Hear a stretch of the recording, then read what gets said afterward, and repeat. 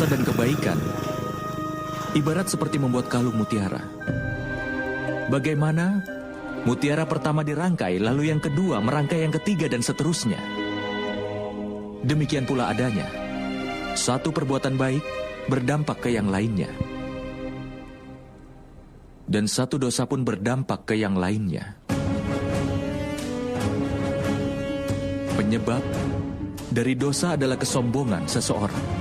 Seseorang dapat menghindari dirinya dari perbuatan dosa hanya saat dia melihat hukumannya. Tapi kadangkala dia dibutakan kesombongannya. Kebiasaan untuk berbuat zalim dan jahat akan membuatnya semakin sering melakukan itu. Tindakan membahayakan dan perbuatan tidak adil masih bisa ditoleransi. Itu juga termasuk kejahatan yang masih bisa diampuni dalam lingkungan masyarakat itu. Itu hukuman yang dapat langsung diputuskan oleh mereka. Masyarakat itu yang memutuskan hukumannya. Tetapi dalam tatanan masyarakat ini, hukuman atas sebuah kesalahan diputuskan oleh orang yang paling kuat.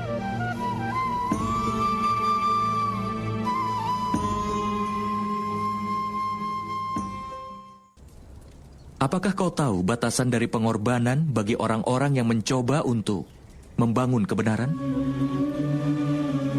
Batasan dosa dari orang-orang berdosa adalah akhir dari pengorbanan mereka. Dengan kata lain, sampai orang-orang berdosa dan dosa-dosa mereka diampuni, pengorbanan harus dilakukan oleh orang-orang yang membela kebenaran. Itu tidak dapat dipungkiri, kan teman?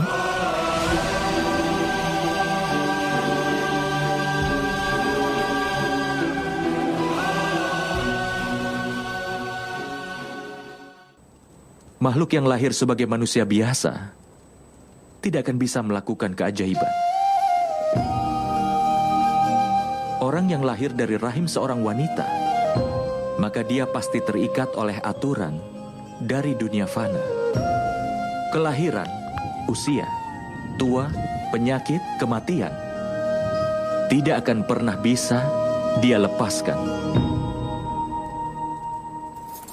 Tapi keajaiban memang terjadi, Paman. Itu memang benar, Satanika.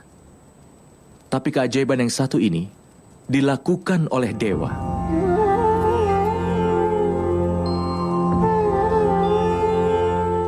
Ketika orang dengan segenap ketulusan jiwa dan raganya mau menghapus kejahatan dan membangun tatanan hidup yang baik dan benar, aib dan dosa dalam dirinya bisa diperangi. Maka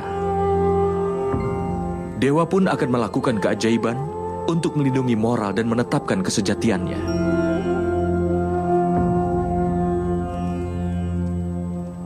Ketika seseorang berserah dan membuang keegoisannya dan segala dosanya, dan dia pun sudah siap untuk mengorbankan segala miliknya, maka seluruh makhluk ciptaan akan diberkahi dengan mukjizat. Dan pengorbanan yang seperti itu telah dilakukan ibuku Dewaki.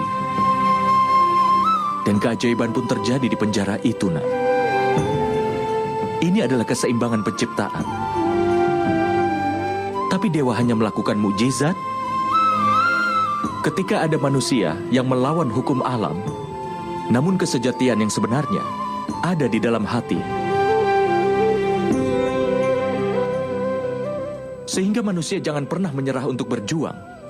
Setiap kali seseorang berjuang untuk menghindari dosa, bahkan dalam bentuk perjuangan yang sekecil apapun, maka dewa akan melakukan mukjizat untuk melindunginya. Artinya, kalau kalian ingin mencari bantuan dari alam semesta ini dan juga dari para dewa, maka pertama-tama berserahlah dan jauhilah keegoisan dari segala dosa. Belajar tetap tegak di segala keadaan.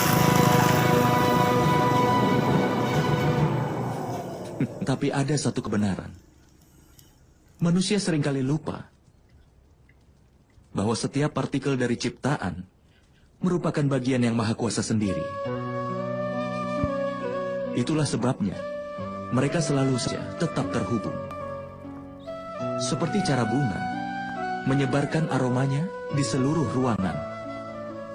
Bau-bauan busuk pun menggunakan cara yang memang kurang lebih sama. Kebahagiaan dan kesedihan manusia bisa mempengaruhi dunia ini. Kebahagiaan seseorang juga bisa membuat bahagia orang lain di sekitarnya. Kesedihan seseorang pun bisa pula membuat sedih orang lain di sekitarnya.